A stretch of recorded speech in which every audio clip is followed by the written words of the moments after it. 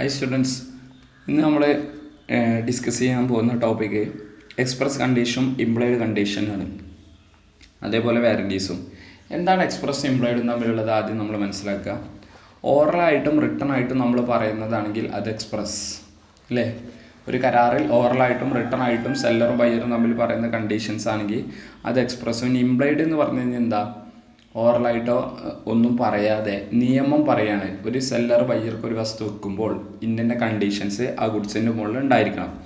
അതിൽ first one, express condition are those agreed by parties at time of contract or expressly provide the contract. കണ്ടോ, എന്താ ഇവിടെ പറയുന്നത്? Express condition കരാറുള്ള parties അവർ എന്ത് ചെയ്യുന്നുണ്ട്, എഗ്രി ചെയ്യുന്നതിൻ്റെ അടിസ്ഥാനത്തിലുള്ളതാവും. ഇംപ്ലോയിഡ് കണ്ടീഷൻ എന്ന് പറഞ്ഞാൽ എന്താ, are those presumed by law to be present in contract may be negated or waived by express agreement. അതായത് നിയമം പറയുന്നതാണ് ഇത് ഇംപ്ലോയിഡ് കണ്ടീഷൻ. അത് വേണമെങ്കിൽ എനിക്ക് എക്സ്പ്രസ് എഗ്രിമെൻറ്റിലൂടെ എന്ത് ചെയ്യാം, വേണ്ടാന്ന് വെക്കാം. അപ്പോൾ സപ്പോസ് ഇംപ്ലോയിഡ് കണ്ടീഷൻസിൽ ഒന്നാണ് കണ്ടീഷൻ ആസ് ടു മെർക്കൻറ്റബിലിറ്റി അല്ലേ.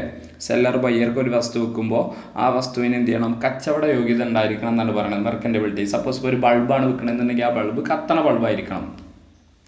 ഒരു ബൾബാണ് വെക്കണമെങ്കിൽ ആ ബൾബ് എന്തായിരിക്കണം മക്കളെ, കത്തണ ബൾബായിരിക്കണം. ബയ്യർ ചെന്ന് കടയിൽ എന്ന് പറയുകയാണ് എനിക്ക് കത്താത്ത ബൾബ് വേണമെന്ന് പറഞ്ഞു. അപ്പോൾ സെല്ലർ തരാറിഞ്ഞു. അങ്ങനെയാണെങ്കിൽ എന്താ, നിയമം പറയുന്നത് സെല്ലർ ബയ്യർക്ക് ഒരു വസ്തു വെക്കുമ്പോൾ അത് കത്തണ ബൾബായിരിക്കണം മെർക്കൻറ്റബിലിറ്റി പ്രകാരം. പക്ഷേ ബയ്യർ പറയുകയാണെങ്കിൽ എനിക്ക് കത്താത്ത ബൾബ് മതി, എനിക്കൊരു എക്സ്പെരിമെൻറ്റ് ചെയ്യാൻ വേണ്ടിയിട്ടായിരുന്നു. അങ്ങനെയാണെങ്കിൽ അതെന്തായി, ഒരു എക്സ്പ്രസ് അഗ്രിമെൻറ്റിലൂടെ ഇംപ്ലോയിഡ് കണ്ടീഷൻ നമുക്ക് ഒഴിവാക്കാനായിട്ട് പറ്റും. അതാണ് അവരിവിടെ പറഞ്ഞത്. Okay, negated or waived by express agreement. ഇനി ഇംപ്ലോയിഡ് കണ്ടീഷൻസ് ഏതൊക്കെ? First one, condition as to title. എന്താ കണ്ടീഷൻ ആസ് ടു ടൈറ്റിൽ? ഞാൻ 1 by 1 ആയിട്ട് ലൈൻ ബൈ ലൈനായിട്ട് വായിക്കുന്നൊന്നുമില്ല, കോൺസെപ്റ്റ് പറഞ്ഞു പോവാം. കണ്ടീഷൻ ആസ് ടു ടൈറ്റിൽ എന്ന് പറഞ്ഞാൽ സെല്ലർ ബയ്യർക്ക് ഒരു വസ്തു വെക്കുമ്പോൾ ആ വസ്തുവിന് എന്തുണ്ടായിരിക്കണം മക്കളെ, ഓണർഷിപ്പ് ഉണ്ടായിരിക്കണം. ആരുടെ കയ്യിൽ ഓണർഷിപ്പ്? സെല്ലറുടെ കയ്യിൽ ഓണർഷിപ്പ് ഉണ്ടായിരിക്കണം. ഓക്കെ, എങ്കിലേ വാങ്ങുന്ന ബയ്യർക്കും എന്ത് കിട്ടുള്ളൂ, ഓണർഷിപ്പ് കിട്ടുള്ളൂ. ഓണർ അല്ലാത്ത വ്യക്തി വിറ്റ് കഴിഞ്ഞാലും വാങ്ങുന്ന വ്യക്തിക്ക് ഓണർഷിപ്പ് കിട്ടുന്ന ചില സിറ്റുവേഷൻസ് ഉണ്ടായി, നമ്മൾ നെക്സ്റ്റ് യൂണിറ്റ് ഡിസ്കസ് ചെയ്യും. ഒന്നാമത്തെ ടോപ്പിക് പറഞ്ഞാൽ condition as to title, seller ബയ്യർക്ക് ഒരു വസ്തു വെക്കുമ്പോൾ ഓണർഷിപ്പ് ഉണ്ടായിരിക്കണം. ഇനി ഏതെങ്കിലും കാരണവശാൽ ഓണർഷിപ്പ് ഇല്ലാത്തൊരു വസ്തുവാണ് സെല്ലർ ബയ്യർക്ക് വിറ്റുണ്ടെങ്കിൽ യഥാർത്ഥ ഓണർ വന്ന് ചോദിച്ചാൽ ബയ്യറായി തിരിച്ചു കൊടുക്കേണ്ടി വരും. എന്നിട്ട് ഈ വിറ്റ സെല്ലർക്കെതിരെ കേസ് എടുക്കാൻ പറ്റും. അതാണ് ഫസ്റ്റത്തെ condition as to title. Then sale by description പറഞ്ഞാൽ എന്താ, ഇപ്പോൾ സെല്ലർ ബയ്യർക്ക് ഒരു വസ്തു വെക്കുമ്പോൾ അതിന് മുകളിൽ ഒരുപാട് ഡിസ്ക്രിപ്ഷൻസ് പറയും അല്ലേ. ഇത് ഒറിജിനലാണ്, ഇമ്പോർട്ടറാണ്, അങ്ങനെയാണ് ഇങ്ങനെയാണ് എന്നൊക്കെ പറയും. അങ്ങനെ പറഞ്ഞിട്ട് വെക്കും. എന്നിട്ട് വിറ്റ് കഴിഞ്ഞ് കഴിഞ്ഞാൽ ഇതുമായിട്ട് ഒരു ബന്ധമില്ല എന്ന് വിചാരിക്കും. അങ്ങനെയാണെങ്കിൽ ബയ്യർക്ക് ഈ ഗുഡ്സ് എന്ത് ചെയ്യാം, റിട്ടേൺ കൊടുക്കാൻ പറ്റും. കണ്ടോ, അവിടെ കുറച്ച് എക്സാമ്പിൾ ഉണ്ട്. കോട്ടൺ, ഈജിപ്ഷ്യൻ കോട്ടൺ ആണെന്ന് പറഞ്ഞാൽ അതന്നെ ആയിരിക്കണം.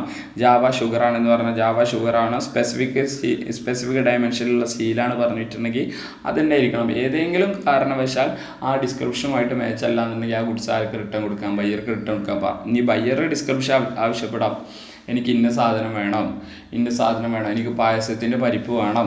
അപ്പോൾ സെല്ലർ എടുത്തിട്ട് സാമ്പാറിൻ്റെ പരിപ്പ് കൊടുത്തു. അങ്ങനെയാണെങ്കിൽ എന്ത് ചെയ്യുക, റിട്ടേൺ കൊടുക്കുക. അപ്പോൾ ഈ ഡിസ്ക്രിപ്ഷൻ, കച്ചവടത്തിൽ ഒരു ഡിസ്ക്രിപ്ഷൻ പറഞ്ഞിട്ടുണ്ടെങ്കിൽ ആ ഡിസ്ക്രിപ്ഷൻ എന്ത് ചെയ്യണം മക്കളെ, അതുമായിട്ട് മാച്ചായിരിക്കണം. ഇനി മറ്റൊരു കാര്യം ഇവിടെ ശ്രദ്ധിക്കേണ്ടത് എന്താണെന്ന് വെച്ച് കഴിഞ്ഞാൽ ഡിസ്ക്രിപ്ഷനും പർപ്പസും എന്തായിരിക്കണം, രണ്ടും തന്നെയാണ്. പർപ്പസുമായിട്ട് മാച്ചായാൽ പോരാ, പക്ഷേ ഏതുമായിട്ട് മാച്ചായിരിക്കണം, ഡിസ്ക്രിപ്ഷനുമായിട്ട് മാച്ച് തന്നെ ആയിരിക്കണം. അതെന്താ സാറെങ്കിലും പറയുന്നത്? എക്സാമിന് ഒരു തവണ ഉണ്ടായിരുന്ന ക്വസ്റ്റ്യൻ ഞാൻ പറഞ്ഞുതരാം. ഒരാൾ ഒരു ഡ്രംസ് ഉണ്ടാക്കാൻ വേണ്ടിയിട്ട് എന്ത് ചെയ്തു മക്കളെ, ഒരു 2 mm മരം ഓർഡർ ചെയ്തു. ഡ്രംസ്, ചെണ്ട കൊട്ടണം വടി ഉണ്ടാക്കാൻ വേണ്ടി ഒരു 2 mm മരം ഓർഡർ ചെയ്തു. സെല്ലർ അയാൾക്ക് എന്ത് ചെയ്തു മക്കളെ, ഒരു 3 mm മരമാണ് അയച്ചു കൊടുത്തത്. Okay, 3 mm. എന്നിട്ട് ക്വസ്റ്റ്യനിൽ പറഞ്ഞിട്ട് 3 mm കൊണ്ടും 2 mm കൊണ്ട് എന്ത് ഉണ്ടാക്കാം, ഡ്രംസ് ഉണ്ടാക്കാം. അപ്പോൾ ഇയാൾക്ക് ഇത് റിട്ടേൺ കൊടുക്കാൻ പറ്റുമോ എന്നാണ് ചോദ്യം. ഓക്കെ, പർപ്പസ് ഇയാളെ ഫുൾഫിൽ ചെയ്യും. നിയമം പറയണത് പർപ്പസുമായിട്ട് മാച്ചായാൽ പോരാ, എന്ത് ചെയ്യുന്നുണ്ട്, ഡിസ്ക്രിപ്ഷനുമായിട്ട് മാച്ചായിരിക്കണം. മേ ബി സാമ്പാറിൻ്റെ പരിപ്പ് കിട്ടി കഴിഞ്ഞാൽ പായസം ചിലപ്പോൾ ഉണ്ടാക്കാൻ പറ്റുണ്ടാവില്ല, പക്ഷെ എന്നാലും പറയാം. പക്ഷെ നമ്മൾ പായസത്തിൻ്റെ പരിപ്പ് എന്ന് പറഞ്ഞാൽ പായസത്തിൻ്റെ പരിപ്പ് തന്നെ ആയിരിക്കണം. അപ്പോൾ സെയിൽ ബൈ ഡിസ്ക്രിപ്ഷൻ എന്ന് പറഞ്ഞാൽ ഡിസ്ക്രിപ്ഷനുമായിട്ട് നമ്മൾ എന്തായിരിക്കണം, മാച്ചായിരിക്കണം. അല്ലാതെ പർപ്പസുമായിട്ടല്ല നമ്മൾ എന്ത് ചെയ്യേണ്ടത്, മാച്ചാവേണ്ടത്. ഓക്കെ, അപ്പോൾ അതാണ് നമ്മളിവിടെ പറയുന്നത്. എന്തെങ്കിലും ഡിസ്ക്രിപ്ഷൻ പറഞ്ഞിട്ടാണ് ഒരു ഗുഡ്സ് വിൽക്കുന്നതെങ്കിൽ ആ ഡിസ്ക്രിപ്ഷനുമായി മാച്ചായിരിക്കണം. Then sale by sample. എന്താ സെയിൽ ബൈ സാമ്പിളിൽ, ഒരു കച്ചവടത്തിൽ മക്കളെ സാമ്പിൾ കാണിച്ചു കൊടുക്കും, എന്നിട്ട് ബൾക്ക് വേറെ ഒന്നാവും. സാമ്പിളും ബൾക്കും തമ്മിൽ എന്തായിരിക്കണം, മാച്ചായിരിക്കണം എന്നാണ് പറഞ്ഞത്. ഓക്കെ, ബൾക്കും തമ്മിൽ എന്തായിരിക്കണം, മാച്ചായിരിക്കണം. സാമ്പിൾ വേറൊന്നും ബൾക്ക് വേറൊന്നും ആവാൻ പറ്റുമോ? പറ്റില്ല. ഇനി ബയ്യർക്ക് എന്ത് ചെയ്യണം, എന്തിനുള്ള അവസരം നമ്മൾ കൊടുത്തിട്ടുണ്ടായിരിക്കണം, ഈ വസ്തു നോക്കാനുള്ള അവസ്ഥ അല്ലേ. നിർബന്ധമായിട്ട് നമ്മൾ എന്ത് ചെയ്യണം, ബയ്യർക്ക് ഈ സാമ്പിളും ബൾക്കും തമ്മിൽ മാച്ചാണോ എന്നുള്ളത് നോക്കാനുള്ള കൊടുത്തിട്ടുണ്ടായിരിക്കണം, അവസരം കൊടുത്തിട്ടുണ്ടായിരിക്കണം. ദെൻ അതോടൊപ്പം തന്നെ മറ്റൊരു പോയിന്റ് ഇവിടെ പറഞ്ഞേ, ഒരു ഗുഡ്സിന് മുകളിൽ ഏതൊക്കെ തരം ഡിഫക്റ്റുകളുണ്ട്? ലാറ്റന്റ് ഡിഫക്റ്റ് ഉണ്ട്, പാറ്റന്റ് ഡിഫക്റ്റ് ഉണ്ട്. എന്താ ലാറ്റന്റ് ഡിഫക്റ്റും പാറ്റന്റ് ഡിഫക്റ്റും എന്ന് പറഞ്ഞാൽ, നമ്മൾ ഒരു ഗുഡ്സ് എക്സാമിനേഷൻ ചെയ്യുമ്പോൾ നമുക്ക് ആ ഗുഡ്സിൻ്റെ മുകളിലുള്ള എന്തെങ്കിലും ഡിഫക്റ്റുകൾ കണ്ടെത്താൻ പറ്റുന്നുണ്ടെന്ന് വിചാരിക്കുക. അങ്ങനെ കണ്ടെത്താൻ പറ്റുന്ന ഡിഫക്റ്റിനെയാണ് നമ്മൾ എന്തെന്ന് വിളിക്കുക, patent defect. Okay, ordinary examination വഴി ഇപ്പോൾ ഒരു ഫോൺ മേടിക്കുമ്പോൾ ഫോണിൻ്റെ ഡിസ്പ്ലേ പൊട്ടിയെന്ന് വിചാരിക്കുക. അതൊരു ഓർഡിനറി എക്സാമിനേഷൻ വഴി നമുക്ക് കണ്ടെത്താൻ പറ്റും. അങ്ങനെ കണ്ടെത്താൻ പറ്റുന്നുണ്ടെങ്കിൽ ആ ഡിഫക്റ്റ് ഏത് കാറ്റഗറിയിലാണ് വിടുക? പാറ്റന്റ് ഡിഫക്റ്റിൽ വിടും. ഓക്കെ, ഏതിലാണ്? പാറ്റന്റ്. എന്നാൽ ഒരു ഓർഡിനറി എക്സാമിനേഷൻ ചെയ്തിട്ടും നമുക്ക് അതിന് മുകളിൽ കണ്ടെത്താൻ പറ്റാത്ത ഡിഫക്റ്റാണ് ലാറ്റന്റ് ഡിഫക്റ്റ് അഥവാ ഇഡൻ ഡിഫക്റ്റ്. ഓക്കെ, അപ്പോൾ സെല്ലർ ബയ്യർക്ക് ഒരു വസ്തു വിൽക്കുമ്പോൾ ആ വസ്തുവിൻ്റെ മുകളിൽ എന്ത് ഡിഫക്റ്റ് ഉണ്ടാവരുതെന്ന് നമ്മളിവിടെ പറയണത്, എന്ത് ഡിഫക്റ്റ് ഉണ്ടാവരുതെന്ന് പറയണത്, ലാറ്റന്റ് ഡിഫക്റ്റ് ഉണ്ടാവരുത് അഥവാ ഇഡൻ ഡിഫക്റ്റ് ഉണ്ടാവരുത്. ആ ഇഡൻ ഡിഫക്റ്റ് ഉണ്ടെങ്കിൽ അത് ആരുടെ തെറ്റാണ്? സെല്ലറുടെ തെറ്റാണെന്നാണ് പറഞ്ഞത്. എന്നാൽ നിങ്ങളൊരു കാര്യം അപ്പോൾ മനസ്സിലാക്കി വെച്ചോ, പാറ്റന്റ് ഡിഫക്റ്റ് ആണെങ്കിൽ അത് കണ്ടെത്തേണ്ട ഉത്തരവാദിത്തം ആർക്കുണ്ട്? ബയ്യർക്കുണ്ട്. ഓർഡിനറി എക്സാമിനേഷൻ വഴി കണ്ടെത്താൻ പറ്റുമായിരുന്ന ഡിഫക്റ്റ് ബയ്യർ കണ്ടെത്തിയില്ലെങ്കിൽ മാത്രം ബയ്യർ മാത്രം തെറ്റാണ്. ദെൻ സെയിൽ ബൈ സാമ്പിളിനെ അടുത്ത് നമ്മൾ പറഞ്ഞത് sale by sample as well as description. സാമ്പിളും ഡിസ്ക്രിപ്ഷനും രണ്ടും കൂടി വരുന്ന സമയത്ത് നമുക്ക് എന്ത് ചെയ്യണം മക്കളെ? രണ്ടുമായിട്ട് മാച്ചായിരിക്കണം, അല്ലാതെ ഏതെങ്കിലും ഒരായിട്ടല്ല. അപ്പോൾ ഞാനൊരു കടയിൽ നിന്ന് ബിരിയാണി അരി എന്ന് പറഞ്ഞു. ഓക്കെ, നിങ്ങൾക്ക് അറിയുന്ന ഒരു എക്സാമ്പിൾ തന്നെയോ, ബിരിയാണി അരി എന്ന് പറഞ്ഞു. അപ്പോൾ ബിരിയാണി അരി എന്ത് ചെയ്തു? അയാൾ എടുത്ത് തന്നു. ഞാൻ പറഞ്ഞ ലെങ്ത്ത് കുറഞ്ഞ അരി വേണമെന്ന് പറഞ്ഞാൽ അപ്പോൾ അയാൾ സാമ്പിൾ കാണിച്ചു തന്നു, ലെങ്ത്ത് കുറഞ്ഞു തന്നത്. പിന്നെ അതിന് ശേഷം എന്ത് ചെയ്തു? ഞാൻ വീട്ടിലെത്തി, അയാളോട് 10 കിലോ പാക്ക് ചെയ്യാൻ പറഞ്ഞു. വീട്ടിലെത്തി ഞാൻ നോക്കിയപ്പോഴാണ് മനസ്സിലായത് സംഭവം ബിരിയാണി അരി തന്നെ എടുത്ത് തന്നത്. അപ്പോൾ ഡിസ്ക്രിപ്ഷനായിട്ട് മാച്ച് ഉണ്ട് ബിരിയാണി അരിയ, പക്ഷെ എന്തുണ്ട്? സാമ്പിളുമായിട്ട് മാച്ചില്ല. ലെങ്ത്ത് കുറഞ്ഞതൊക്കെ കാണിച്ചു തന്നെ, പക്ഷെ തന്ന ലെങ്ത്ത് കൂടിയതാണ്.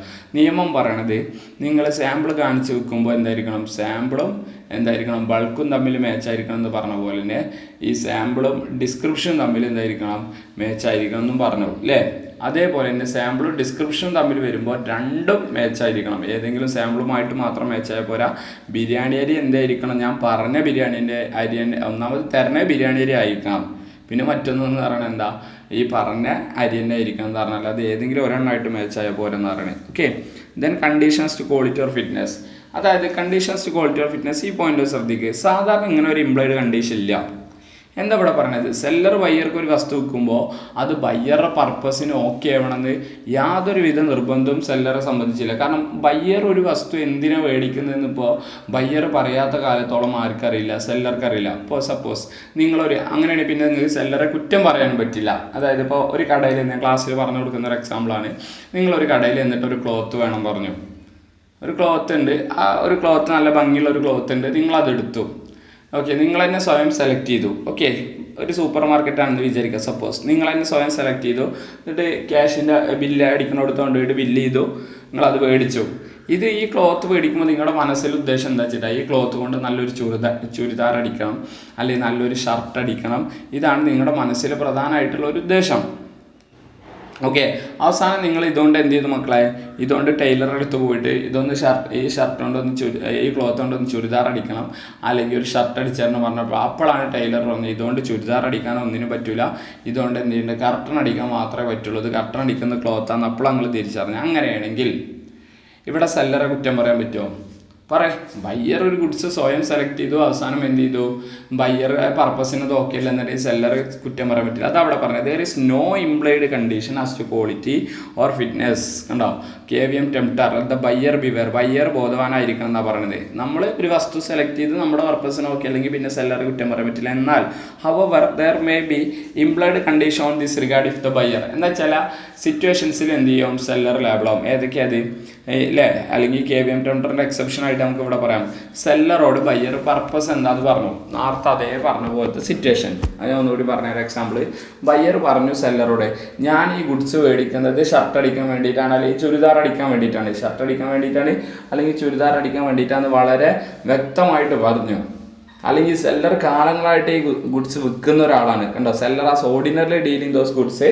അപ്പോൾ അയാൾ പറഞ്ഞ കാര്യങ്ങളൊക്കെ ശരിയാവുമെന്ന് നമ്മൾ വിചാരിച്ചു. നമ്മൾ പർപ്പസ് പറഞ്ഞു, ഇതെന്തിനാണ് മേടിക്കുന്നത്, കാലങ്ങളായിട്ട് ഇത് എന്ത് ചെയ്യുന്നുണ്ട് വെക്കുന്ന ഒരു വ്യക്തിയാണ്. അയാൾ പറഞ്ഞത് ശരിയാവും, അയാളെ സ്കില്ലിലും ജഡ്ജ്മെൻറ്റിലും നമ്മൾ വിശ്വസിച്ചു, അയാൾ കാലങ്ങളായിട്ട് കുറിച്ച് വെക്കുന്ന ആളെ. ഈ 3 കണ്ടീഷൻസ് നമുക്ക് ഉണ്ടെന്ന് വിചാരിക്കുക. എന്നിട്ടും അയാൾ നമുക്ക് തെറ്റായ കുറിച്ച് തന്നിട്ടുണ്ടെങ്കിൽ എന്ത് ചെയ്യുന്നുണ്ട് മക്കളെ, അവിടെ ആര് ലേബിളായിട്ട് മാറും, സെല്ലർ ലേബിളായി മാറും. അപ്പോൾ നിങ്ങളൊരു കാര്യം മനസ്സിലാക്കണം. അപ്പോൾ മേ ബി ഒരു പച്ചക്കറി കടയിൽ പോയിട്ടാണ് നിങ്ങൾ ഒരു ബൾബ് മേടിച്ചത്, അങ്ങനെ ഉണ്ടാവില്ല, എന്നാലും ഞാൻ പറയുക കോൺസെപ്റ്റ് മനസ്സിലാവാം. ഒരു പച്ചക്കറി കടയിൽ പോയിട്ട് ഒരു ബൾബ് മേടിച്ചു, അവസാനം ബൾബ് നിങ്ങളുടെ പർപ്പസിന് ഓക്കെ അല്ല, നിങ്ങൾക്ക് സെല്ലറെ കുറ്റം പറയാൻ പറ്റുമോ? പറ്റൂല. കാരണം എന്താ, അയാൾ ആ ഗുഡ്സിൻ്റെ ഡീലർ അല്ല.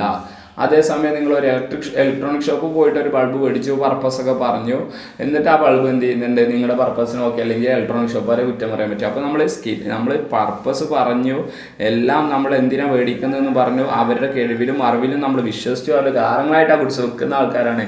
എന്നിട്ടും അവരെ തെറ്റുവരുത്തി അവരെ നമുക്ക് ലേബിളാക്കാൻ പറ്റും. ഓക്കെ, ഇതന്നെ താഴെ ഒരു വേറെ കാര്യം പറയണ്ടേ, this implied condition will not apply if the goods have been sold under trade mark or patent name. എന്താ മക്കളെ അതുകൊണ്ട് ഉദ്ദേശിക്കുന്നത്? എടാ, നിങ്ങളൊരു കടയിൽ എന്നിട്ട് ഒരു നല്ല ക്ലിയർ ഉള്ള ക്യാമറ ഉള്ള അല്ലെങ്കിൽ നല്ല ക്ലാരിറ്റി ഉള്ള ക്യാമറ ഉള്ള ഒരു ഫോൺ വേണമെന്ന് നിങ്ങൾ പറഞ്ഞു, അത്രേ പറഞ്ഞുള്ളൂ. ഒരു കമ്പനിയുടെ പേരും പറഞ്ഞില്ല, സാംസങ് എന്നോ ഐഫോൺ എന്നോ ഐക്യൂന്നോ അല്ലെങ്കിൽ ഒന്നും പറഞ്ഞിട്ടില്ല, റെഡ്മിന്നോ ഒന്നും പറഞ്ഞിട്ടില്ല. എനിക്ക് നല്ല ക്ലിയർ ഉള്ള ഒരു ക്യാമറ ഉള്ള ഫോൺ വേണമെന്ന് മാത്രമേ പറഞ്ഞുള്ളൂ. കടക്കാരൻ നിങ്ങൾക്ക് നല്ലൊരു ഫോൺ എടുത്ത് തന്നില്ല. എന്ത് ചെയ്തു, നിങ്ങൾക്ക് ഒരു ക്യാമറ ക്ലാരിറ്റി കുറവുള്ള ഫോണാണ് എടുത്തത്. നമുക്ക് എന്ത് ചെയ്യാം, കടക്കാരനെതിരെ വേണമെങ്കിൽ എന്ത് ചെയ്യാം, ഈ ഗുഡ്സ് റിട്ടേൺ കൊടുക്കാനും ഒക്കെ പറ്റും. കാരണം എന്താ, നമ്മൾ നമ്മുടെ പർപ്പസൊക്കെ പറഞ്ഞിട്ടും അയാൾ തെറ്റായ സാധനം തന്നു അല്ലേ. എന്നാൽ ഇവിടെ നോക്കും മക്കളെ, നമുക്കത് തിരിച്ചു കൊടുക്കാൻ പറ്റും. എന്നാൽ ഇനി മറ്റൊരു സിറ്റുവേഷൻ പറയുന്നത്, നിങ്ങളൊരു കടയിൽ ചെന്നിട്ട് ഇന്ന കമ്പനിയുടെ ഇന്ന ഫോൺ വേണമെന്നാണ് പറഞ്ഞത്. ഓക്കെ, അതായത് സാംസങ്ങിൻ്റെ ഇന്ന ഫോൺ വേണം, അല്ലെങ്കിൽ ഐഫോണിൻ്റെ ഇന്ന ഫോൺ വേണം, അല്ലെങ്കിൽ MIയുടെ ഇന്ന ഫോൺ വേണം. അങ്ങനെ നിങ്ങൾ എന്ത് ചെയ്തു, ഇന്ന കമ്പനിയുടെ ഇന്ന ഫോൺ വേണമെന്നാണ് പറഞ്ഞത്, മോഡൽ വേണമെന്ന് പറഞ്ഞു. ഓക്കെ, അപ്പോൾ അവിടെ നിങ്ങളൊരു ബ്രാൻഡ് നെയിമിനാണ് വിശ്വസിച്ചത്. അവസാനം ആ ഫോൺ കടക്കാരെടുത്ത് തന്നു, പക്ഷെ നിങ്ങൾ പ്രതീക്ഷിച്ച രീതിയിലേക്കുള്ള ക്യാമറ ക്വാളിറ്റി ആ ഫോണിലില്ല. നിങ്ങൾക്ക് കടക്കാരനെ കുറ്റം പറയാൻ പറ്റുമോ? പറ്റില്ല. കാരണം നിങ്ങളൊരു ബ്രാൻഡ് നെയിം വിശ്വസിച്ചുകൊണ്ടാണ് വാങ്ങിയത്, അല്ല സെല്ലറുടെ സ്കില്ലില്ല. അപ്പോൾ മനസ്സിലാക്കി വെക്കുക. അത് അവിടെ പറഞ്ഞത് the goods this implied condition will not apply if the goods have been sold under trade mark or patent name. Then അടുത്ത എന്താ മക്കളെ, കണ്ടീഷൻസ് ടു മെർക്കൻറ്റബിലിറ്റി. എന്താ കണ്ടീഷൻസ് ടു മെർക്കൻറ്റബിലിറ്റി? യഥാർത്ഥത്തിൽ മെർക്കൻറ്റബിലിറ്റി എന്താണെന്നുള്ളത് എവിടെയും ഡിഫൈൻ ചെയ്തിട്ടില്ല. ഓക്കെ, ഞാൻ CMA ഇൻ്റർവ്യൂ പഠിപ്പിക്കുമ്പോൾ അവിടെയും പറയേണ്ടവർ മെർക്കൻറ്റബിലിറ്റി എന്നുള്ള വാക്ക് എവിടെയും യഥാർത്ഥത്തിൽ എന്ത് ചെയ്തില്ല, ഒരു ഡെഫിനേഷൻ ഇല്ല. അപ്പോൾ പിന്നെ എന്താ മെർക്കൻറ്റബിലിറ്റി? അതായത് സാധാരണ നമ്മളെല്ലാവരും ഒരു വസ്തു മേടിക്കുന്നത് അല്ലേ, സാധാരണ നമ്മളൊക്കെ ഒരു വസ്തു മേടിക്കുന്നത് എന്തിനു വേണ്ടിയിട്ടാണ് പറയാം? സാധാരണ നമ്മളൊക്കെ ഒരു വസ്തു മേടിക്കുന്നത് എന്ത് പർപ്പസിന് വേണ്ടിയിട്ടാണ് ആ മേടിക്കുന്നത്? ആ മേടിക്കുന്നതിനാണ് നമ്മൾ എന്ത് പർപ്പസിന് വേണ്ടിയിട്ടാണ് നമ്മുടെ നാട്ടിലെ ജനങ്ങളൊക്കെ ഒരു വസ്തു മേടിക്കുന്നത്? ആ മേടിക്കുന്ന പർപ്പസ് ആ വസ്തു ഫുൾഫിൽ ചെയ്യുന്നുണ്ടെങ്കിൽ അതിനെന്തുണ്ട്, മെർക്കൻറ്റബിൾ ക്വാളിറ്റി ഉണ്ട് എന്ന് പറയുന്നത്. ഇപ്പോൾ സപ്പോസ് നമ്മുടെ നാട്ടിൽ എല്ലാവരും ബൾബ് മേടിക്കുന്നത് എക്സ്പെരിമെൻറ്റ് ചെയ്യാൻ വേണ്ടിയിട്ടാണ് മക്കളെ, ആണോ? അല്ല. എല്ലാവരും ബൾബ് മേടിക്കുന്നത് എന്തിനു വേണ്ടിയിട്ടാണ്? ആ ബൾബ് കത്തി നമുക്ക് പ്രകാശിച്ച് ലൈറ്റ് കിട്ടാൻ വേണ്ടിയിട്ടാണ് അല്ലേ. അപ്പോൾ ആ ലൈറ്റ് അതൊന്നും കിട്ടുന്നില്ല എന്നുണ്ടെങ്കിൽ സ്വാഭാവികമായിട്ട് എന്താ, ആ പറയുന്ന അല്ലെങ്കിൽ കത്തുന്നില്ല എന്നുണ്ടെങ്കിൽ അതിന് മെർക്കൻറ്റബിലിറ്റി ഇല്ല എന്നുള്ളതാണ്. അപ്പോൾ സെല്ലർ ബയ്യർക്ക് ഒരു വസ്തു വെക്കുമ്പോൾ ബയ്യർ പറയാതെ തന്നെ മെർക്കൻറ്റബിലിറ്റി ഉണ്ടായിരിക്കണം. ഒരു ഫാന് നമ്മൾ മേടിക്കുന്നത് എന്തിനു വേണ്ടിയിട്ടാണ്? കാറ്റ് വരാൻ വേണ്ടിയിട്ടാണ്. അത് നമ്മൾ പറയാതെ തന്നെ ഫുൾഫിൽ ചെയ്തേണ്ട ഉത്തരവാദിത്തം സെല്ലർക്കുണ്ട്. വേറെ the goods are bought by description from seller who deals in goods of that description. കണ്ട, അയാൾ അത്തരം ഗുഡ്സ് വെക്കുന്ന ആളാണ്. There is an implied condition goods shall be of merchantable quality. അങ്ങനെ മെർക്കൻറ്റബിൾ ക്വാളിറ്റി. പക്ഷെ ഇവിടെ ബയ്യർ എക്സാമിൻ ചെയ്തു, എന്നിട്ടും ബയ്യർക്ക് കണ്ടെത്താൻ പറ്റുമായിരുന്ന ഒരു ഡിഫക്റ്റ് ആ ഗുഡ്സിൻ്റെ മുകളിൽ ഉണ്ടായിരുന്നു. എന്നിട്ട് കണ്ടെത്താൻ പറ്റുന്ന ഒരു ഡിഫക്റ്റ് ഉണ്ടായി. ബയ്യർ എക്സാമിനേഷൻ ചെയ്യാനുള്ള അവസരം ബയ്യർക്ക് കൊടുത്തു, എന്നിട്ടും കണ്ടെത്താൻ പറ്റുന്ന ഡിഫക്റ്റ് ആകുമ്പോൾ ഉണ്ടായിരുന്നു, കണ്ടെത്തിയില്ല. അങ്ങനെയാണെങ്കിൽ പിന്നെ എന്ത് ചെയ്യാൻ പറ്റില്ല, സെല്ലറെ കുറ്റം പറയാൻ പറ്റില്ല എന്ന് പറയുന്നത്. അതവിടെ പറഞ്ഞേ, if the buyer has examined the goods there shall be no implied condition regarding the defect which has discoverable അഥവാ പാറ്റന്റ് ഡിഫക്റ്റ്.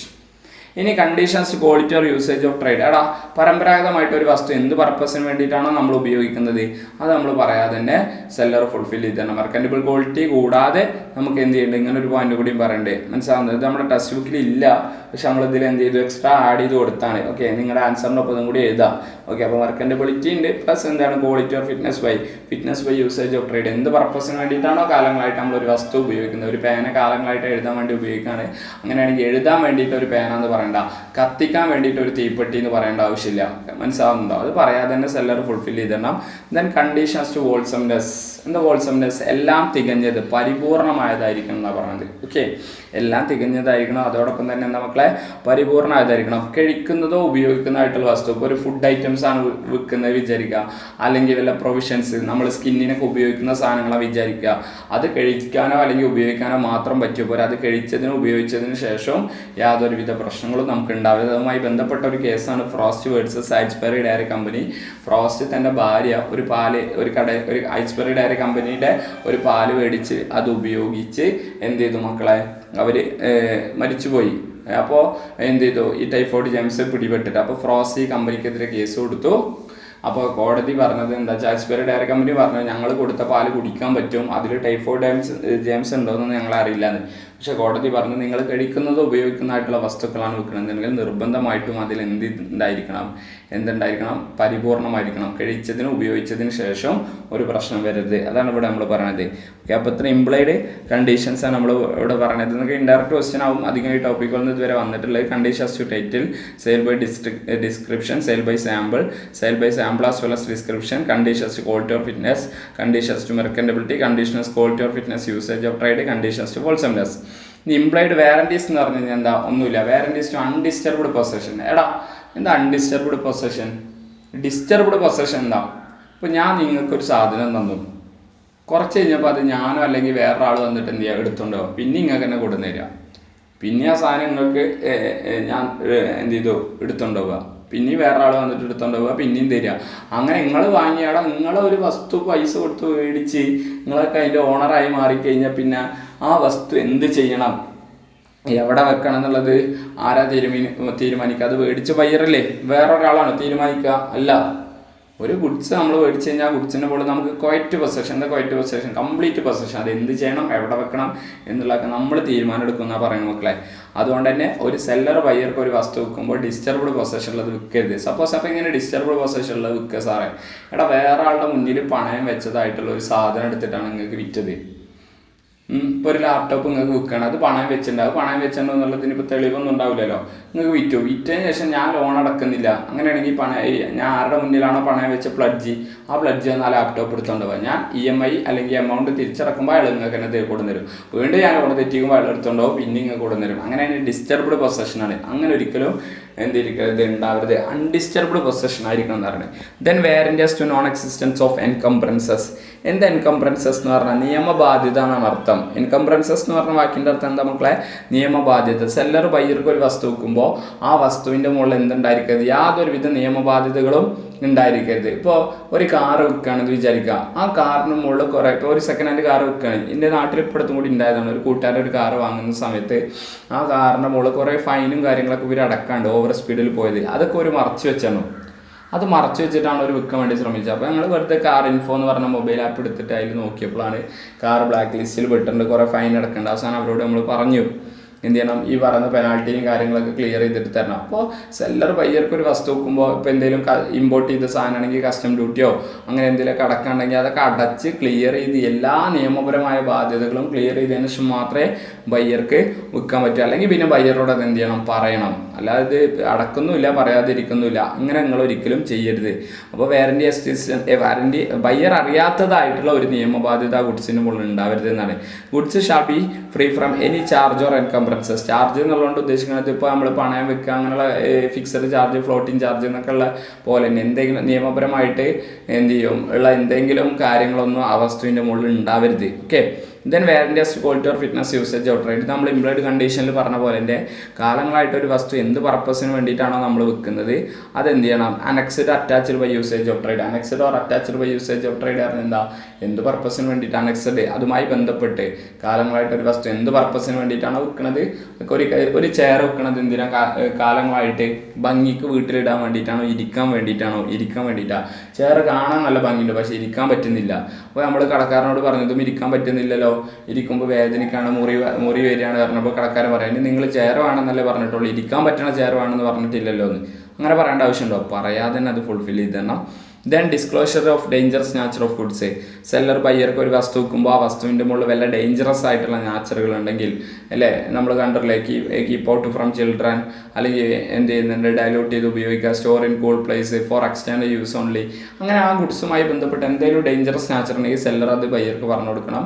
അത് പറഞ്ഞു കൊടുക്കാത്തത് കാരണം എന്തെങ്കിലും ഇഞ്ചുറീസ് ബയ്യർക്ക് വന്നു കഴിഞ്ഞാൽ ഡാമേജസ് കൊടുക്കണം. ടെക്സ്റ്റ് ബുക്കിൽ എക്സാമ്പിൾ ഒക്കെ ഉണ്ട്, ഒരാൾ ഒരു പൗഡർ അല്ലേ ഡിസിൻഫെക്റ്റൻ്റ് പൗഡർ അത് ഒന്ന് തുറക്കുന്ന സമയത്ത് അത് എന്ത് ചെയ്തു, അയാളെ മൗത്തിലൂടെ നാടി ഞരമ്പുകളിലേക്ക് പോയി അയാൾക്ക് ഇഞ്ചുറി സംഭവിച്ചു. സെല്ലർ ഇതൊന്നും പറഞ്ഞു കൊടുത്തിരുന്നില്ല, അങ്ങനെയാണ് ഡാമേജസ് കൊടുക്കാൻ ബാധ്യസ്ഥനാണ്. അപ്പോൾ ഇംപ്ലോയിഡ് വാറന്റീസ് ഏതൊക്കെ? Warranty as to undisturbed possession, warranty as to non existence of encumbrances, warranty as to quality of fitness by usage of trade, disclosure of dangerous nature of goods. ഇനി KVM emptor അല്ലേ, എന്താ മക്കളെ KVM emptor? Let the buyer beware. Section 16 പ്രകാരം പറയണത് let the buyer beware. Buyer ഒരു വസ്തു മേടിക്കുമ്പോൾ ബയ്യർക്ക് ഒരു സാമാന്യബോധം വേണം. ഞാൻ ഈ പറഞ്ഞ വസ്തു എൻ്റെ പർപ്പസിന് ഓക്കെ ആണെന്നുള്ളത് നോക്കേണ്ട ഉത്തരവാദിത്തം ആർക്കും കൂടി ഉണ്ട്? ബയ്യർക്കും കൂടി ഉണ്ട്. ഓക്കെ, അതാണ്. അപ്പോൾ പിന്നെ അവിടെ സെല്ലറെ കുറ്റം പറയാൻ പറ്റില്ല. എന്നാൽ താഴെ പറഞ്ഞ കുറച്ച് എക്സെപ്ഷൻസ് ഉണ്ട്. ഈ എക്സെപ്ഷൻസിലൊക്കെ ആര് ലേബിൾ ആവും? സെല്ലർ ലേബിൾ ആവും. ഓക്കെ, KVM ടെംപ്റ്ററിൻ്റെ നമ്മൾ ഓൾറെഡി പറഞ്ഞ fitness as to quality or use. നമ്മളൊരു വസ്തു, ചിലപ്പോൾ നോയ്സ് ഉണ്ടാവും, അവിടെ അയൽവാസികളൊക്കെ കോഴിയൊക്കെ പോകുന്നുണ്ട്. Fitness as to quality or use. എന്താണ് fitness as a quality or use എന്ന് പറയുന്നത്? സെല്ലർ ബയ്യർക്ക് ഒരു വസ്തു വിൽക്കുന്ന സമയത്ത് എന്ത് ചെയ്യുന്നുണ്ട്? ബയ്യർ കൃത്യമായിട്ട് പർപ്പസ് പറഞ്ഞു അല്ലേ, ഞാൻ ഈ വസ്തു മേടിക്കുന്ന ഇന്ന പർപ്പസിനാണ്, അല്ലെങ്കിൽ അയാളുടെ കഴിവിലും അറിവിലും വിശ്വസിച്ചു അയാൾ കാര്യങ്ങളായിട്ട് ഈ ഗുഡ്സ് എന്ത് ചെയ്യുന്നുണ്ട്, ഡീൽ ചെയ്യുന്ന വ്യക്തിയാണ്. എന്നിട്ടും അയാൾ നമുക്ക് തെറ്റായ സാധനം തന്നു. നേരത്തെ പറഞ്ഞില്ലേ, നേരത്തെ പറഞ്ഞൊക്കെ തന്നെ ഇനി ഇവിടെ പറയണേ. നമ്മൾ പർപ്പസ് എല്ലാം പറഞ്ഞിട്ടും അയാൾ തെറ്റായ സാധനം തന്നു കഴിഞ്ഞാൽ അതിന് പിന്നെ ആര് ലേബിളായി മാറും? അയാൾ ലേബിളായിട്ട് മാറും എന്നാണ് പറയണത്. മനസ്സിലാവുന്നുണ്ട്? അതാണ് fitness as to quality or use എന്നുള്ളതുകൊണ്ട് പറയണത്. എന്തെന്ന് പറയാ? Fitness as to quality or use. അപ്പോൾ പർപ്പസ് ഒക്കെ പറഞ്ഞിട്ടും നമുക്കിപ്പോൾ നമ്മൾ പറഞ്ഞ സാധനം തന്നില്ലെങ്കിൽ പ്രശ്നമാണ്. It is the duty of seller to supply goods are reasonable fit for that purpose. നമ്മൾ പറഞ്ഞു, സാർ ഞങ്ങൾ ഈ ക്ലോത്ത് മേടിക്കുന്നത് അല്ലേ ഇന്ന ആവശ്യത്തിനാണ്, ഓക്കെ, ഞങ്ങൾക്ക് ഷർട്ട് അടിക്കാനാണ്, ചുരിദാർ അടിക്കാനാണ്, ഒരു ടെക്സ്റ്റൈൽ ഷോപ്പ് പോയിട്ട് പറഞ്ഞു, എന്നിട്ടും അവർ തെറ്റായ സാധനം തന്നാൽ അത് എന്ത് ചെയ്യുന്നുണ്ട്? അവർ റെസ്പോൺസിബിളായി മാറും. ദെൻ ഈ പോയിന്റ് നമ്മളെ ടെക്സ്റ്റ് ബുക്കിലുണ്ട്, goods purchase under patent or brand name എന്ന് പറഞ്ഞത്. അത് ഇതിൽ എക്സെപ്ഷനിൽ ഉൾപ്പെടില്ല, എന്നാലും നമ്മൾ ടെക്സ്റ്റ് ബുക്കിൽ ഉള്ളതുകൊണ്ട് കൊടുത്താണ്. കാരണം പേറ്റന്റ് ഓർ ബ്രാൻഡ് നെയിം പറഞ്ഞിട്ടാണ് നമ്മൾ മേടിക്കണമെന്നുണ്ടെങ്കിൽ അവിടെ ആര് ലേബിൾ ആവില്ല? സെല്ലർ ലേബിൾ ആവില്ല എന്നുള്ളതാണ്. ടെസ്റ്റിൽ ഉള്ളതുകൊണ്ട് അവിടെ അങ്ങനെ കടത്തുന്നുള്ളൂ. ദെൻ ഡിസ്ക്രിപ്ഷൻ പറഞ്ഞിട്ടാണ് വാങ്ങിയിട്ടുണ്ടെങ്കിൽ ആ ഡിസ്ക്രിപ്ഷനുമായി മാച്ച് ആയിരിക്കണം. ദെൻ മെർക്കൻറ്റബിൾ ക്വാളിറ്റി ഇല്ലാത്തൊരു സാധനമാണ് സെല്ലർ ബയ്യർക്ക് വിൽക്കണമെന്നുണ്ടെങ്കിൽ അത് എന്ത് ചെയ്യണം? ആര് റെസ്പോൺസിബിൾ ആണ്? സെല്ലർ റെസ്പോൺസിബിൾ ആണ്. പക്ഷെ ഇവിടെ ഒരു കാര്യമുണ്ട്, എക്സാമിനേഷൻ ചെയ്യാനുള്ള ഒരു അവസരം തന്നു, എന്നിട്ടും നമുക്ക് കണ്ടെത്താൻ പറ്റുമായിരുന്ന ഒരു ഡിഫക്റ്റ് ആയിരുന്നു. അത് നമ്മൾ കണ്ടെത്തിയിട്ടില്ലെങ്കിൽ ആരാ റെസ്പോൺസിബിൾ? സെല്ലർ റെസ്പോൺസിബിൾ ആണ്. മനസ്സിലാവുന്നുണ്ട്? ബയ്യർ റെസ്പോൺസിബിൾ ആണ്. അപ്പോൾ എക്സാമിനേഷൻ ചെയ്തിട്ടും നമുക്ക് കണ്ടെത്താൻ പറ്റാത്ത ഒരു ഡിഫക്റ്റ് ആയിരുന്നു എന്ന് വിചാരിക്കുക. ഏത്? Patent defect. അങ്ങനെയാണ് പിന്നെ അവിടെ മെർക്കൻറ്റബിൾ KVM ടെംപ്റ്റർ ആണ്, ബയ്യർ നോക്കണ്ടായിരുന്നു എന്ന് പറഞ്ഞിട്ട് കാര്യമില്ല. നമ്മൾ കണ്ടെത്താൻ പറ്റുമായിരുന്ന ഡിഫക്റ്റ് നമ്മൾ കണ്ടെത്തിയിട്ടില്ലെങ്കിൽ അത് നമ്മുടെ തെറ്റാണ്, അവിടെ ബയ്യർ റെസ്പോൺസിബിൾ ആയിരുന്നു. പക്ഷെ കണ്ടെത്താൻ പറ്റാത്ത ഡിഫക്റ്റ് ആയിരുന്നെങ്കിൽ അവിടെ സെല്ലർ റെസ്പോൺസിബിൾ ആവും. KVM ടെംപ്റ്ററിന്റെ എക്സെപ്ഷൻ പറഞ്ഞാൽ ആര് ലേബിൾ ആവുന്ന? സെല്ലർ ലേബിൾ ആവുന്നതാണ് അർത്ഥം. ദെൻ സാമ്പിൾ പറഞ്ഞു വിറ്റു. സാമ്പിൾ ഏതുമായിട്ട് മാച്ചല്ല? ബൾക്കുമായിട്ട് മാച്ചല്ലെങ്കിൽ അവിടെ ആര് ലേബിളാ? ഈ പറയുന്ന സെല്ലർ ലേബിളാണ്. ദെൻ സാമ്പിളും ഡിസ്ക്രിപ്ഷൻ പറഞ്ഞു വിറ്റു. അങ്ങനെയാണെങ്കിൽ ആ രണ്ടുമായിട്ട് മാച്ച് ആയിരിക്കണം. അങ്ങനെ മാച്ച് അല്ല എന്നുണ്ടെങ്കിൽ ആര് ലേബിളായി മാറും? സെല്ലർ ലേബിളായിട്ട് മാറും. ദെൻ ട്രേഡ് യൂസേജ്, കാലങ്ങളായിട്ട് എന്ത് പർപ്പസിന് വേണ്ടിയിട്ടാണോ ഒരു വസ്തു വിൽക്കുന്നത് ആ പർപ്പസുമായിട്ട് ആ വസ്തു മാച്ച് ആയിട്ടുണ്ടായിരിക്കണം, അല്ലെങ്കിൽ അവിടെ ആര് ലേബിളാ? സെല്ലർ ലേബിളാ. ദെൻ അടുത്ത പോയിന്റ് ആണ് സെല്ലർ ആക്റ്റീവ്. മനഃപൂർവ്വം സെല്ലർ ബയ്യറെ ചതിക്കണച്ചിട്ടാണ് പല കാര്യങ്ങളും മറച്ചു വെച്ചിട്ടുള്ളത്, പല മിസ്റെപ്രസെന്റേഷനും ഫ്രോഡും നടത്തിയത്. ഓക്കെ, അവിടെ നമ്മൾ ഓർഡിനറി എക്സാമിനേഷൻ വഴി നമുക്ക് കണ്ടെത്താൻ പറ്റുമായിരുന്നെങ്കിൽ ഫ്രോഡ് ആണെങ്കിലും മിസ്റെപ്രസെന്റേഷൻ ആണെങ്കിലും വോയിഡബിൾ എന്ന് പറഞ്ഞ ഓപ്ഷൻ നമുക്ക് കിട്ടില്ല. പക്ഷെ ഓർഡിനറി എക്സാമിനേഷൻ വഴി നമുക്ക് കണ്ടെത്താൻ പറ്റാത്ത ഒരു ഫ്രോഡോ മിസ്റെപ്രസെന്റേഷൻ ഒക്കെ ആയിരുന്നെങ്കിൽ അവിടെ ആര് ലേബിളാവും? സെല്ലർ ലേബിളാവും. നമ്മൾ കോൺട്രാക്ട് ആക്ടിൽ ഫ്രോഡ് പറഞ്ഞ ടോപ്പിക്കൊക്കെ പഠിച്ചിട്ടുണ്ടാവും. അതിൽ പറഞ്ഞിട്ട് എന്താ? ഓർഡിനറി എക്സാമിനേഷൻ വഴി കണ്ടെത്താൻ പറ്റുന്നതാണെങ്കിൽ എന്ത് ചെയ്യുന്നുണ്ട് മക്കളെ? ഓർഡിനറി എക്സാമിനേഷൻ വഴി കണ്ടെത്താൻ പറ്റുന്നതാണെങ്കിൽ അത് കണ്ടെത്തിയിട്ടില്ലെങ്കിൽ അത് ഫ്രോഡ് ആവില്ല, എന്തുണ്ട്? വോയിഡബിൾ എന്നുള്ള ഓപ്ഷൻ കിട്ടില്ല. പക്ഷേ അല്ലേ, കണ്ടെത്താൻ പറ്റുന്നതാണെങ്കിൽ കണ്ടെത്തിയിട്ടില്ലെങ്കിൽ ഫ്രോഡ് ആവില്ല, വോയിഡബിൾ ആവില്ല. പക്ഷേ കണ്ടെത്താൻ പറ്റാത്ത രീതിയിലേക്കുള്ള ഒരു ഫ്രോഡായിരുന്നു, മിസ്റെപ്രസെന്റേഷൻ ഒക്കെ ആണെന്നുണ്ടെങ്കിൽ അവിടെ എന്ത് ചെയ്യുന്നുണ്ട്? അത് വോയിഡബിൾ എന്ന് പറഞ്ഞ ഓപ്ഷനായിട്ട് മാറും. ഓക്കെ, അപ്പോൾ ഇത്രയും കാര്യങ്ങളാണ് നമ്മളിവിടെ KVM ടെംപ്റ്ററിൻ്റെ എക്സെപ്ഷൻസ് പറയുന്നത്. സിമ്പിൾ യൂണിറ്റ് ആണ്, പക്ഷേ പവർഫുൾ ആണ്. ഈ കോൺട്രാക്ട് ആക്ടിലാണെങ്കിൽ യൂണിറ്റ് നമ്പർ 2 കൺസിഡറേഷൻ ചേർന്നാണ് ഇവിടെ അതെ. പക്ഷേ കുറേ ക്വസ്റ്റ്യൻ വരും. നല്ല രീതിയിൽ വർക്കൗട്ട് ചെയ്യുക. ഡൗട്ട് ഉണ്ടെങ്കിൽ ഗ്രൂപ്പിൽ ചോദിക്കുക. ഓക്കെ.